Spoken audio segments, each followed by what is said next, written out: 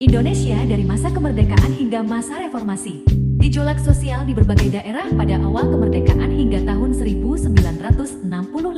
Setelah Indonesia merdeka pada tanggal 17 Agustus tahun 1945, masih terjadi beberapa gejolak di berbagai daerah. Hal ini disebabkan oleh adanya kelompok yang tidak mendukung proklamasi kemerdekaan Indonesia yang dinyatakan pada tanggal 17 Agustus tahun 1945. Adanya persaingan ideologi antara partai politik dan munculnya ketidakpercayaan kepada pemimpin Indonesia pada saat itu. Gejolak sosial tersebut melalui sebagai berikut. A. Darul Islam atau Tentara Islam Indonesia di atau TI. Latar belakang terjadinya pemberontakan di atau TI adalah karena tidak sepakat dengan perjanjian Renville sehingga Sekar Maji Marijan Kartosuwiryo mendirikan sebuah organisasi dengan tujuan pendidikan negara Islam Indonesia NII dan memproklamasikan gerakan politik tersebut pada 7 Agustus tahun 1949 di desa Cisampah, Kecamatan Ciawilngar, Wedanan Cisayong, Tasikmalaya, Jawa Barat. Pengaruh di atau TI berhasil menyebar ke berbagai wilayah seperti Jawa Tengah, Sulawesi Selatan, Kalimantan Selatan, dan Aceh. Jawa Tengah meliputi Brebes, Tegal, dan Pekalongan dipimpin oleh Ahmad Hatta, Kebumen dipimpin oleh Kiai Moh Mahfuz yang dikenal dengan nama Kiai Semolawi. Penuntasan di atau TI di Jawa Tengah dilakukan pemerintah dengan menerjunkan operasi militer dengan nama Gerakan Benteng Nasional GBN dipimpin oleh Letkol Sarbini, Letkol M. Bahrun, dan Letkol A. Yani. Sedangkan operasi Merdeka Timur dipimpin oleh Letkol Suharto. Pimpinan di atau TI di Sulawesi Selatan dipimpin oleh Kahar Muzakar dan Tentara Islam Indonesia.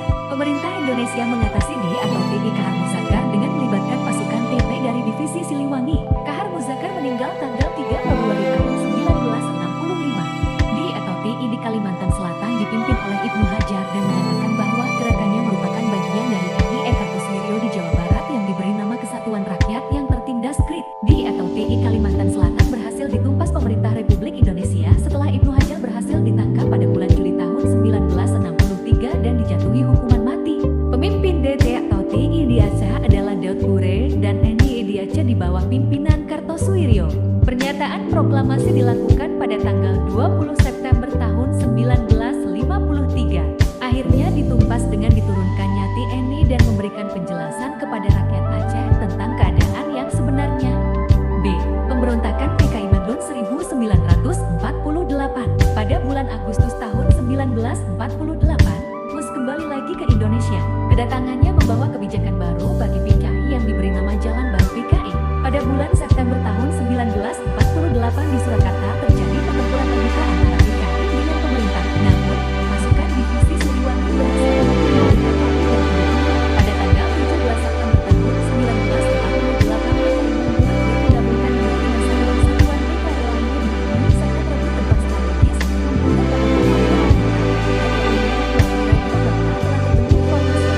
Untuk menumpas pemberontakan tersebut, pemerintah segera mengambil tindakan dengan melancarkan gerakan operasi militer yang dipimpin oleh Kolonel A. Haring Nasution yang saat itu menjabat sebagai Panglima Besar Komando Jawa MBKD. Dengan gerakan tersebut berhasil merebut Madiun kembali. C. Pemberontakan Andi Aziz.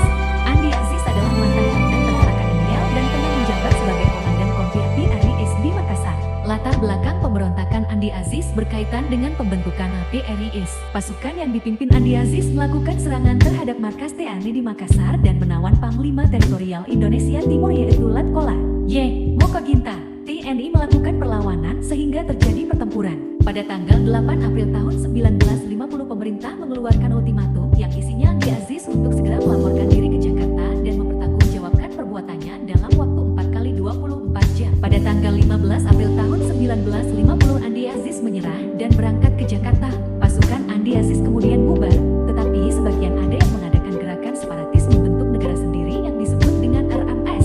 D. Gerakan Republik Maluku Selatan RMS.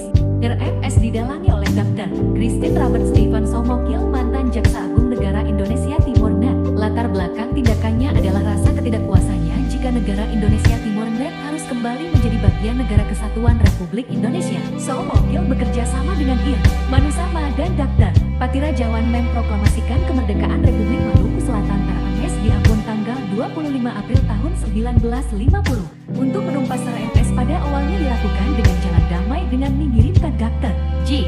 Lemena tetapi gagal. Akhirnya menggunakan ekspedisi militer yang dipimpin oleh Kolonel A. K. Kawilara.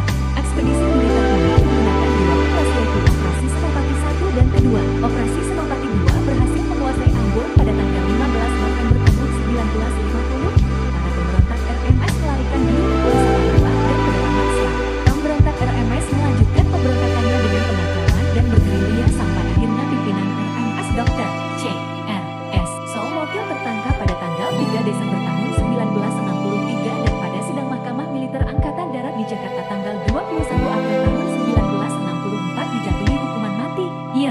Lusama dan Dr. Patirajawan berhasil melarikan diri ke Belanda.